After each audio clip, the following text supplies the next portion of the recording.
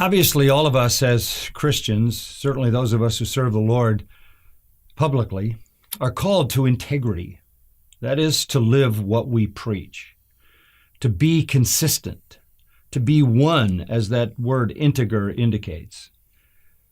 That's critical. I mean, that's our calling. But at the same time, none of us can be perfect.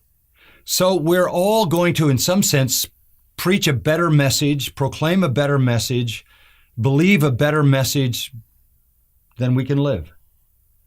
We all fall short. 1 John says if we say we have no sin, we make God a liar, and the truth is not in us. So look, we're all going to, at some points in time, have our integrity called into question. How do we get it back?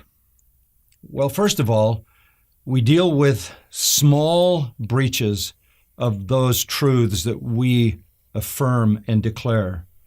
We deal with them in small ways, starting with the thought life, starting with what we say, and starting with the small acts of life, so that we don't ever get to a point where there's some massive collapse and epic breach of our integrity. You know, whenever I see somebody's life explode, somebody in ministry, somebody who has been proclaiming the truth, and their life erupts in some scandalous fashion, I always say that wasn't the beginning of anything. That was the end of a whole lot of things.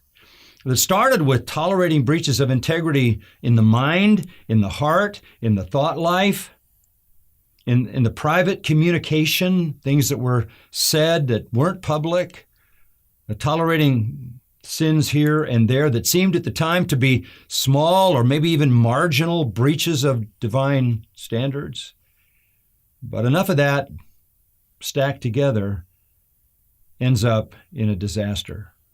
James puts it this way: sin conceives in the heart and then ends up in death. So to maintain integrity is not to be perfect, but it is to deal with sin in the way that the Bible calls us to deal with it, and that is to repent of it, turn from it, and make it our ambition to be pleasing to God in everything we do, as well as what we say.